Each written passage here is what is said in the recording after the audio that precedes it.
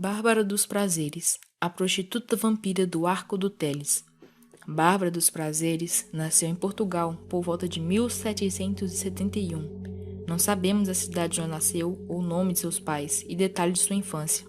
Em 1789, em busca de melhores condições de vida, Bárbara e seu marido, de nome desconhecido, chegaram ao Rio de Janeiro, então capital do Brasil, quando ela tinha 18 anos. Apesar de ser uma mulher casada, Bárbara acabou apaixonando-se por um mulato livre de nome desconhecido e arranjou a morte do marido. A paixão, no entanto, durou pouco. Ela desencantou-se com o amante, que teve a mesma sorte de seu marido. Foi morto durante uma discussão a punhaladas. Bárbara supostamente estaria cansada de suas traições e ter de sustentá-lo. Aos 20 anos, bonita e sem dinheiro, Bárbara entregou-se à prostituição, pois as mulheres na época não tinham oportunidade de emprego. Durante os 20 anos seguintes, exerceu a profissão no Rio de Janeiro. Foi quando ganhou o apelido de Dos Prazeres, não apenas pela qualidade de seus serviços, que eram vendidos a 2 vinténs, mas por causa de uma imagem de Nossa Senhora dos Prazeres, que ficava bem debaixo do Arco do Teles e que ela adotou como sua protetora. Supostamente, ela atenderia a homens de classe alta e média. Conta a lenda que, além de adúltera e prostituta, Bárbara teria matado sua própria irmã envenenada, mas não sabemos se isso aconteceu em Portugal ou no Brasil. Ela até mesmo chegou a trabalhar como cantoneira na província da Cisplatina, o atual Uruguai. Cantoneira, no caso, é um dos muitos nomes usados antigamente para se referir às prostitutas das ruas, as que se entregavam pelos cantos da cidade. Durante sua estadia no Uruguai, Bárbara contraiu varíola. Ela sobreviveu à doença e escapou da morte, ficando, contudo, completamente deformada. Mesmo assim, após sair da Santa Casa, regressou ao Rio de Janeiro e continuou a mesma vida de prostituição, bebedeiras e desordens. Tempos depois, contraiu uma doença muito pior que a varíola, a lepra. Suas orelhas incharam e os lábios grossos, corroídos e deformados pela doença, deixavam ver dentes pontiagudos e gengivas sangrentas que davam à sua fisionomia uma estranha ferocidade. Daí, chamaram-na de Bárbara a Onça. Assim, Bárbara perdeu toda a sua clientela e transformou-se em mendiga, e acabou indo parar no Arco do Teles, no centro do Rio de Janeiro. Na época, o arco, ao contrário dos dias de hoje, era um monte de escombros que sobrou de um incêndio que deitou abaixo o prédio localizado acima. Era um local onde prostitutas, mendigos e doentes se reuniam. Ironicamente, Bárbara recebeu o pior castigo por seus crimes. Perdeu sua beleza, ou seja, sua fonte de renda. Mas ela não estava conformada e desesperada por dinheiro e a vida para recuperar sua aparência de outrora, teria recorrido a rituais macabros para alcançar tal fim.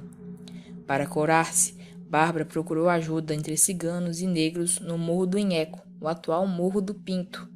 Ela, a princípio, banhara-se em sangue borbulhante de cães, gatos, cabritos e outros animais degolados.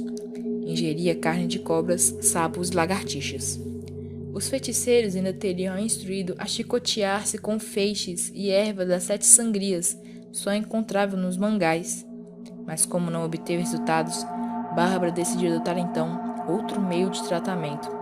Aconselhada por feiticeiros ciganos e mestre do voodoo afro, adveio-lhe a convicção de que curaria sua lepra mediante o uso do sangue de recém-nascidos. E assim, Bárbara começou a caçar crianças pelas ruas do Rio de Janeiro. De noite, ficava próximo à Roda dos Expostos, na Santa Casa de Misericórdia da cidade, onde as crianças rejeitadas iam para a orfandade na clada da noite. Era ouvir um choro de bebê ou o ruído da roda, e Bárbara, o mais ágil possível, corria para a sua presa antes que alguma freira sonolenta pudesse pegar a criança primeiro. Ia em direção ao mangue e lá amordaçava o recém-nascido e pendurava-o numa árvore com as mãos amarradas para trás, e lhes cortava o pescoço e banhando-se em seu sangue ainda quente. Ela deixava o sangue de suas vítimas escorrer sobre as chagas purulentas que cobriam seu corpo. Crendo dessa maneira, conseguia livrar-se da lepra. Alimentada essa esperança, praticado mais esse crime, entre preces a estranhas divindades e grunhidos de satisfação, De lá saía Bárbara dos Prazeres, satisfeita, alucinada, delirante a prosseguir na sua vida de louca criminosa que marcou uma época. Ninguém jamais soube onde Bárbara enterrava os corpos dos meninos e meninas que sacrificava. Alguns especulam que os mesmos teriam ocorrido em sua própria casa, na extinta Praça 11, onde ela também teria feito seus sacrifícios e rituais, e por coincidência ou não, as freiras da Santa Casa de Misericórdia notaram que o número de crianças ali abandonadas caíra a menos da metade durante o período da atividade macabra de Bárbara. A polícia teria sido alertada dos desaparecimentos, mas não conseguiu capturar Bárbara, que já carregava nas costas pelo menos 2 assassinatos. Ela aparece nos registros policiais da época como Bárbara dos Prazeres e também como Bárbara Onça. Não se sabe quando ela morreu, nem se é verdadeira a história de que a expressão "a onça vai te pegar", usada por mães para assustar as crianças, teria nela sua origem. Teses defendem que nesse período surgiu a expressão "cuidado que a bruxa está solta". O que se sabe é que sua história assustadora perdurou mais do que perdurou sua vida. Alguns acreditam que o ritual de Bárbara funcionou e que ela teria recuperado sua beleza e até ficado ainda mais bela do que antes, mas que o efeito do ritual era temporário e por isso ela sempre tinha que buscar mais e mais crianças para alimentar a sua sede de sangue. Os homens que desfrutavam dos seus desejos carnais ficavam loucos e escravos dos seus desejos. Alguns encontraram a morte e seu sangue oferecido para forças ocultas.